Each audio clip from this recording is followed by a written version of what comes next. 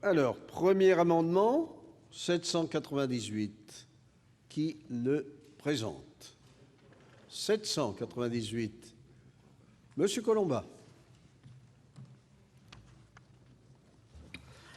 Monsieur le Président, Madame le Ministre, Monsieur le Ministre, chers collègues, nous touchons là à une des dispositions donc, les plus contestables de ce projet de loi.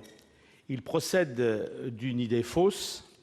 La multiplication des grandes surfaces et des hard discounts permettrait de stimuler la concurrence et donc de faire baisser les prix. Comme si la concurrence n'était pas la forme infantile du monopole ou des ententes monopolistiques. Entre qui la concurrence va-t-elle s'établir grâce à l'élévation à 1000 m² de la liberté totale d'installation? Pas entre hypermarchés, dont la taille est bien supérieure à 1000 m² et qui se partagent les zones de chalandise au lieu de s'affronter bêtement et de perdre chacun de l'argent.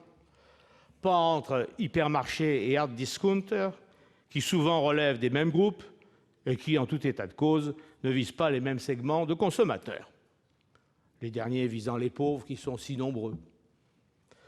La concurrence s'établira entre hypermarchés, hard discounters et le commerce de proximité. Comme nous l'avons dit, le droit de préemption accordé aux maires, ce qui ne leur donnera pas les moyens financiers de l'appliquer réellement, ne changera rien à l'affaire. Relever le seuil à 1000 m² laisse intacte la racine du mal. Chacun sait que, suivant les régions, les prix pratiqués par une même enseigne varient fortement. Ils ne dépendent pas du degré de concurrence censé exister entre les 7 grands distributeurs qui se partagent le marché, mais ils dépendent de ce que les consommateurs peuvent payer. La libéralisation des installations à 1000 m² ne changera rien. Tout au plus, l'établissement de base sera-t-il de 1000 m² plutôt que de 300 m². Nous doutons, même si c'est mieux que rien, et j'ai écouté ce qu'il vient de dire M. Larcher tout à l'heure, nous doutons qu'un schéma de développement commercial complétant le SCOT, avec une différenciation des seuils en fonction donc des lieux, suffise à régler le problème. Les détracteurs de la loi Raffarin disent qu'elle a surtout empêché le développement du hard discount. Faut-il s'en plaindre? Comment prétendre, sans rire, que le déploiement de la grande distribution est bloqué en France, alors que nous sommes le pays développé dont la densité commerciale est la plus forte? Un hypermarché pour 46 000 habitants en France, un pour 51 000 habitants en Allemagne, un pour 130 000 en Italie. Selon une étude de la Fédération pour l'urbanisme et le développement des commerces spécialisés, l'Hexagone reste de loin, en 2008, le principal marché européen de l'immobilier commercial, avec 625 projets, en augmentation de 40% en 5 ans. Au cœur du problème, au cœur du débat, vous le savez comme moi, le pouvoir d'achat des Français.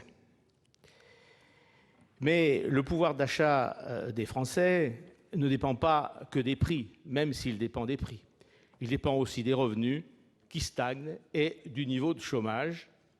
Et à chiffre d'affaires égal, pensons-y, le commerce de proximité crée 3 fois plus d'emplois que les grandes surfaces, sans compter la pression exercée sur les petits producteurs. Donc, peu de gains à attendre du côté prix, beaucoup d'inconvénients à attendre du côté revenu. Mais vous nous parlez que des avantages, sans nous parler de la multiplication, sans nous parler des inconvénients de la multiplication de la grande distribution. Si j'avais quelques illusions sur la sincérité de la démarche, je vous parlerai aussi du Grenelle de l'environnement, des effets calamiteux de l'urbanisation commerciale, tout à l'heure on en a parlé, sur l'aménagement de nos villes. Je vous parlerai aussi de la consommation augmentée des carburants, mais l'heure avance et je ne vous ferai pas pleurer sur le Grenelle de l'environnement, dont chacun sait que ça n'est que pour la galerie commerciale. Donc, si le progrès, c'est effectivement la multiplication des zones commerciales, eh bien, sans plan d'urbanisme d'ensemble, vous comprendrez que nous ne serons pas d'accord. Au début de l'année, vous le savez comme moi, le président de la République a chargé le prix Nobel Joseph Stiglitz d'une mission de réflexion sur le changement des instruments de mesure de la croissance française.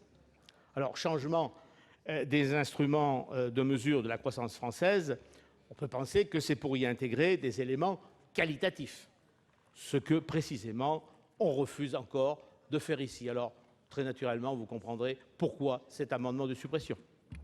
Merci.